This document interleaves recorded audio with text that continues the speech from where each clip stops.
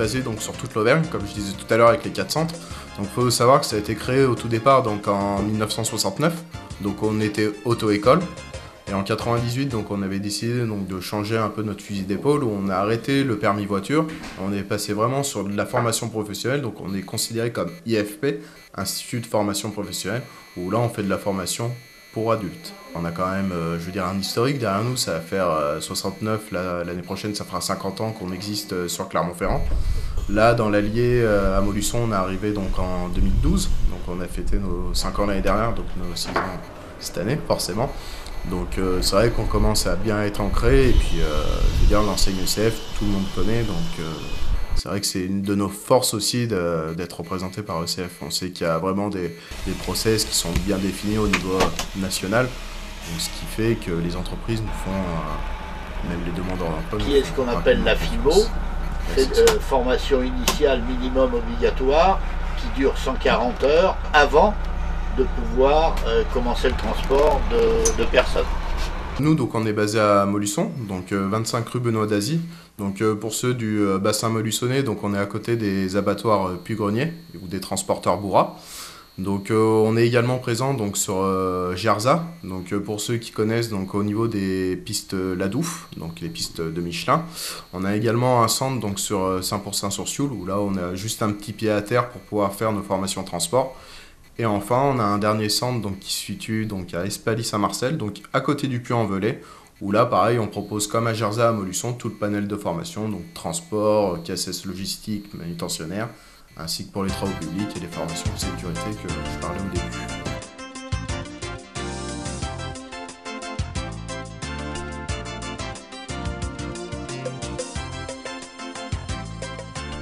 L'ECF Montluçon, donc on a un organisme de formation professionnelle, donc c'est-à-dire qu'on propose des formations donc soit aux demandeurs d'emploi ou soit aux salariés des entreprises, donc pour les former dans des domaines type le transport, la logistique et manutention, également tout ce qui est engin de travaux publics, mais on fait également des formations donc de sécurité type de SST, des formations incendie, des habilitations électriques.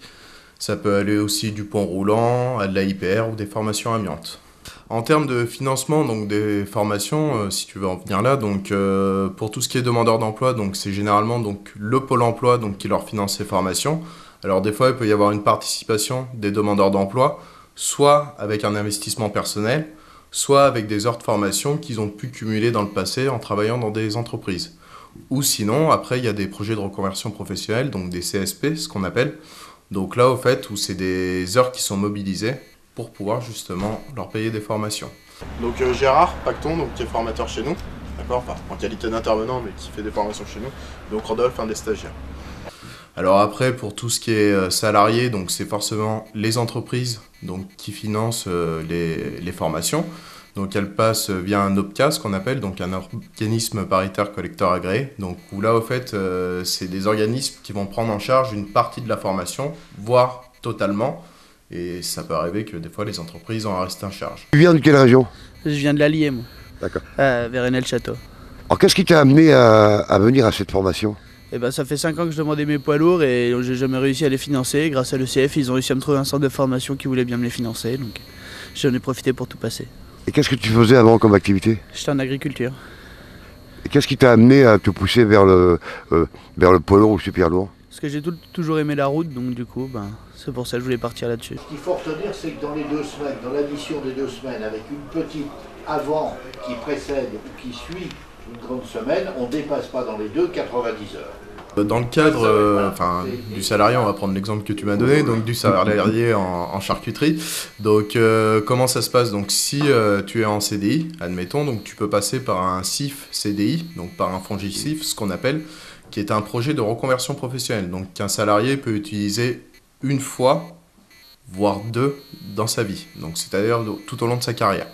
Donc c'est un dossier donc, qui demande beaucoup de prérequis, donc c'est-à-dire déjà tout ce qui est administratif, donc les renseignements sur le stagiaire, un devis pour la formation ainsi que des dates, et ce dossier après est déposé auprès du FONGICIF où il sera commissionné donc le mois d'après. Généralement, pour donner un exemple, quand on veut passer en commission au mois de juillet, il faut rendre ce dossier début juin.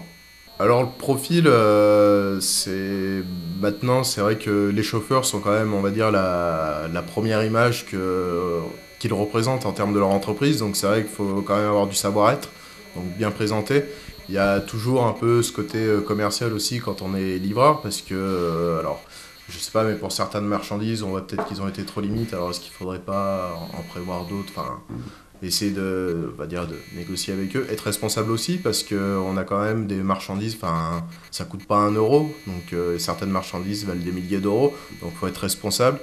C'est un métier où les portes sont vraiment ouvertes, et je vous dis, en respectant, en étant quand même, en ayant les qualités que j'ai citées précédemment, normalement, il n'y a aucun souci, vous trouvez du boulot assez rapidement. Quand vous sortez d'un permis CE, donc super lourd, généralement, les entreprises se battent pour vous avoir si vous êtes déjà compétent et si vous avez les qualités, on va dire, humaines et que vous incarnez les valeurs de l'entreprise, généralement, ils vous gardent, hein.